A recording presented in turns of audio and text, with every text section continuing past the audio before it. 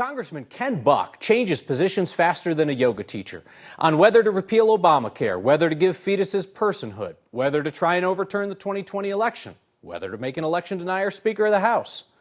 Buck's latest flip could be his last flip. He's decided not to run for re-election. Politics guy Marshall Zellinger looks ahead to the mad scramble by conservatives to grab that safely Republican seat.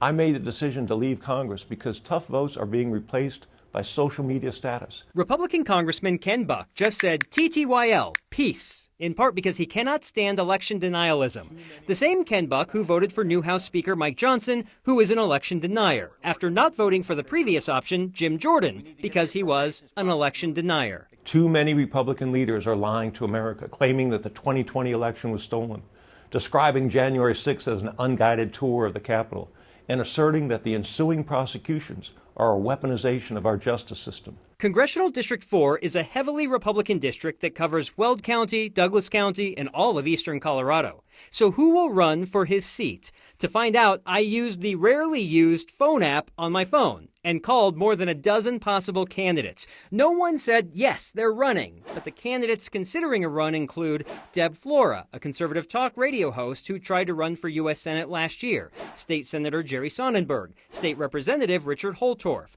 former District Attorney George Brockler, who told me he had never given it serious consideration because it was never real, and now that it's real, he needs to give it serious consideration.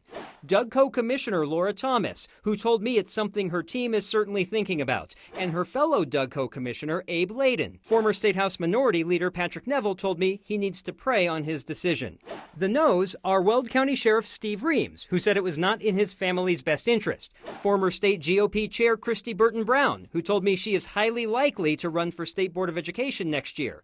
DougCo Commissioner George Teal, former State Senator Greg Brophy, and current State Senator Barb Kirkmeyer, who lives in Congressional District 8, but you don't have to live in the district you represent. I have not heard back from former gubernatorial candidate Heidi Ganahl or State House Minority Leader Mike Lynch. It's amazing what the phone app can do on a phone. There are two candidates who are in. One announced just a couple of weeks ago. I'm going to show you Trent Lacey. Yeah, he's wearing a MAGA hat, hugging a flag, and the video is going to speak for itself. Oh, that's a Trump dance. It's a Trump dance. He's speaking to the voters of CD4, perhaps. There's another candidate, Justin Schreiber, who has filed paperwork on the Republican side. There are a couple of Democratic candidates, but we did this quiz in the newsroom. There are 17% Democrats in Congressional District 4. 17%? 17%. It's not a lot. No, 35% Republican, 46% unaffiliated.